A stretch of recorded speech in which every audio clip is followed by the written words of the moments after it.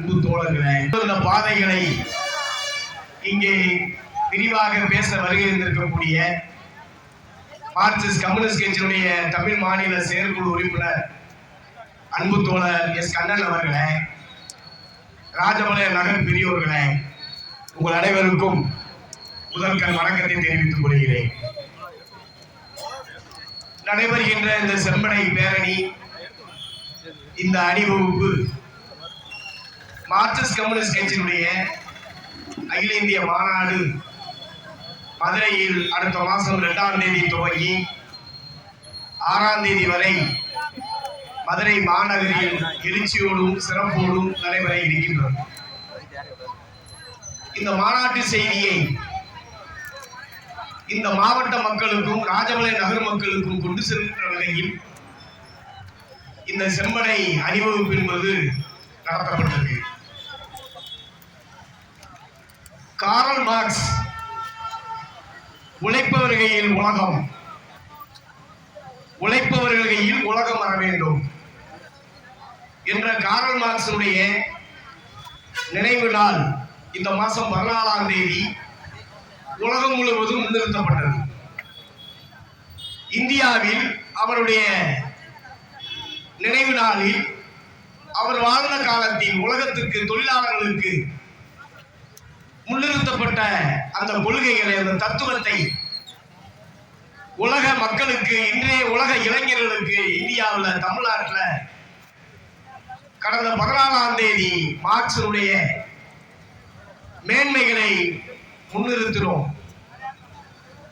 கட்சியினுடைய அகில இந்திய மாநாட்டினுடைய ஒரு பகுதியாக கார்ல் மார்க்ஸுடைய அந்த நினைவு நாளில் அவரை போற்றுகின்ற வரையிலும் அவருடைய தத்துவத்தையும் அவருடைய கொள்கைகளையும் உயர்த்தி பிடிக்கின்ற வகையில் மாநாட்டினுடைய அகில இந்திய பிரச்சாரமாக அவருடைய நினைவு நாளில் முதல் கட்டமாக தமிழ்நாட்டில் மாநாட்டினுடைய விளக்க பிரச்சாரத்தை துவக்கினோம். 2வது கட்டமாக தமிழ்நாடு முழுவதும் செம்படை வீரர்களை, தோழர்களை, மாவீரன் பகத்சிங், ராஜகுரு சுகதேவனுடைய இன்றைய நினைவு நாளில் நாடு முழுவதும், தமிழ்நாடு முழுவதும் அனைத்து மாவட்டங்களிலும் இது போன்ற செம்பனை அணிவகுப்பு நடத்தி இந்த நாட்டுக்காக இளம் வயதிலேயே ஆங்கிலேயர்கள் வெளியேற வேண்டும் என்ற போராட்டம் நடத்தியதற்காக, முழக்கமிட்டதற்காக அன்றைய ஆங்கிலேயர்கள் அவர்களுக்கு கொடுக்கப்பட்ட தண்டனை தூக்கு தண்டனை.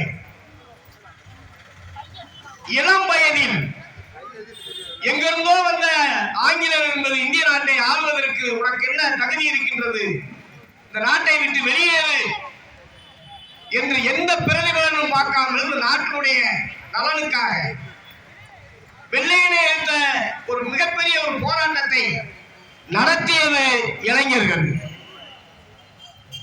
போராட்டம் நடத்துறது மட்டுமல்ல, முழக்கமிட்டது மட்டுமல்ல, இந்த நாட்டை காக்க வேண்டும் என்று சொன்னால் எங்களுடைய உயிரை கூட நாங்கள் கொடுக்க தயார் என்று சொல்ற இளைஞருடைய வரிசையில் தான் இளைஞருடைய இந்த செம்பனை அணிவகுப்பு நாங்கள் நடத்தியிருக்கோம். அவர்கள் மூவரும் இந்தியாவுக்கு விடுதலை பெற வேண்டும் என்பதற்காக தன் உயிரை துச்சமென நினைத்து இன்றைக்கு தியாகம் செய்யக்கூடிய இந்த நாளில் அவருடைய வாரிசுகளாக இன்றைய இந்தியாவை நாங்கள் காப்போம், இந்திய மக்களை காப்போம், இந்தியாவில் இருக்கக்கூடிய தொழிலாளி வர்க்கத்தை காப்போம், இந்தியாவில் இருக்கக்கூடிய விவசாயிகளுடைய நலனுக்காக குரல் கொடுப்போம், போராட்டங்களை முன்னெடுப்போம் என்ற முழக்கத்தோடு இந்த அணிவகுப்பு பஞ்சு மார்க்கெட்டிலிருந்து துவங்கி இங்கே ஜவுர் மைதானத்திற்கு வந்திருக்கு. தமிழ்நாடு முழுவதும் எல்லா மாவட்ட தலைவர்களும் நான் இந்த இடத்தில் குறிப்பிட விரும்புகிறேன். கம்யூனிஸ்ட் கட்சி எங்கே இருக்குது சொல்லிக் கொண்டிருக்கக்கூடிய நபர்களுக்கு நான் சொல்ல விரும்புகின்றோம். வருகிற 6ஆம் தேதி மதுரை மாநகருக்கு வந்து பார். கம்யூனிஸ்ட் கட்சி எங்கே இருக்குன்னு சொன்னவன் அங்க மதுரைக்கு வா. தமிழ்நாட்டில் இந்தியாவில் மார்க்சிஸ்ட் கம்யூனிஸ்ட் இயக்கங்கள் 1920 துவங்கப்பட்ட கட்சி 105 ஆண்டு காலம் இன்றைக்கும் இந்தியா கட்சி. நாட்டு மக்களுக்காக ஜாதியை கடந்து, மதத்தை கடந்து, இனத்தை கடந்து, மொழி கடந்து மனிதர்களுடைய வாழ்வே முன்னிறுத்தப்பட்டு இந்த நாட்டினுடைய மக்களுடைய வாழ்வாதாரமே முன்னுக்கு வர வேண்டும் என்பதற்காக போராடி கொண்டிருக்கக்கூடிய மார்க்சிஸ்ட் கம்யூனிஸ்ட் கட்சி இந்தியாவில் இன்னைக்கு செயல்பட்டு வருகிறது. அந்த பெருமையோடு நாங்கள் சொல்ல முடியும். எத்தனை தடைகள்! கம்யூனிஸ்ட் கட்சி துவங்குகிற போது முதல் தீர்மானம் என்ன? இந்தியா வெள்ளைக்காரன் விடுதலை பெற வேண்டும் என்பதற்காக நிறைவேற்றப்பட்ட முதல் தீர்மானம். வெள்ளையனை எதிர்த்த போராட்டம், வெள்ளையனிலிருந்து விடுதலை பெறுவதற்கான போராட்டம் 27 ஆண்டு காலம் வெள்ளைக்காரன் காலத்துல கம்யூனிஸ்ட் கட்சி துவங்கி நீண்ட நெடிய போராட்டம் நடத்திய கட்சி. பெரிய போராட்டம் மட்டுமல்ல, இந்த நாட்டுக்காக, நாட்டினுடைய விடுதலைக்காக தலைமறைவு வாழ்க்கையில் ஈடுபட்ட தலைவர்கள் ஏராளம். அங்கே வெள்ளக்காரரை ஏற்றதுக்காக, துண்டு நோட்டீஸ் போட்டதற்காக, கூடி பேசுவதற்காக சதி வழக்கு போட்டு ஆண்டு கணக்கில் சிறையில் தூக்கி போட்ட காலம். வெள்ளக்காரனால் கம்யூனிஸ்ட் கட்சியை அழிக்க முடியவில்லை. அன்றைக்கும் வெள்ளக்காரன் இருக்கிற போதே கம்யூனிஸ்ட் கட்சி வீறு கொண்டு எழுந்து செயல்பட்டது. இந்தியாவுக்கு விடுதலைக்காக போராடியது. தலைவர்கள் போராடினாங்க, தொண்டர்கள் போராடினாங்க என்பதை பெருமையோடு நாங்கள் குறிப்பிட முடியும். 47க்கு பின்பு காங்கிரஸ் கட்சி கம்யூனிஸ்ட் கட்சி மீது தொடுக்கப்பட்ட தாக்குதல், அவர்கள் தொடுக்கப்பட்ட அவசரநிலை காலம், அந்த காலத்தையும் எதிர்த்து சுக்குநூறாக்கிய கட்சி கம்யூனிஸ்ட் கட்சி.